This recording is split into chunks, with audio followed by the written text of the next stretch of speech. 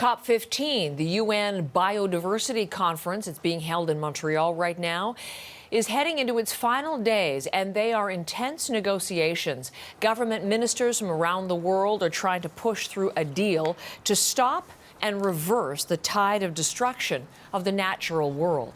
There has been little agreement, though, because of questions of financing and accountability. Let's bring in Jayla Bernstein, who's covering COP15 in Montreal for us live this morning. Jayla, as these talks enter their final days, what's the status and what are you expecting to come from COP15?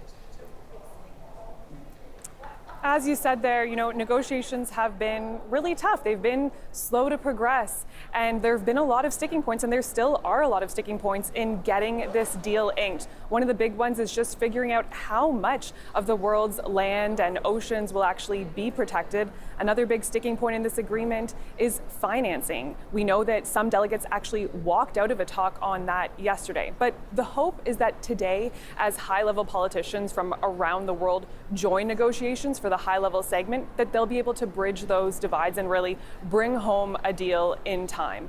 Have a listen to Canada's Environment and Climate Change Minister on that. There are no issues that are still being under discussion that we didn't think would be at this stage of the negotiations.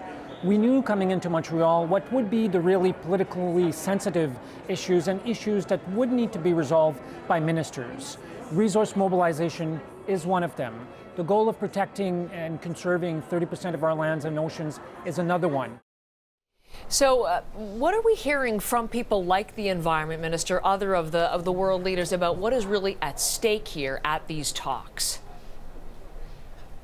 So we hear the word biodiversity thrown around a lot, COP15, that's a lot of jargon, but really when we say biodiversity, we're just talking about nature essentially, and that's what's at stake here, is protecting nature and restoring the balance between humans and nature for the next decade and creating a plan for that. I asked the World Wildlife Fund to explain what's on the line here. First of all, let me paint a picture of how serious the situation is. Since 1970, we've lost 69% of populations of wild species.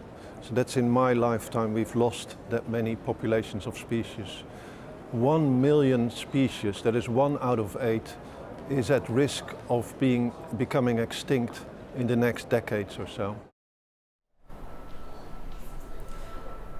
So this agreement is really trying to tackle everything from species extinction to encouraging more sustainable forestry practices and agriculture practices. It's a massive undertaking, especially when you think they're trying to get nearly 200 countries to agree to this. Jayla, thank you very much. Jayla Bernstein, live in Montreal.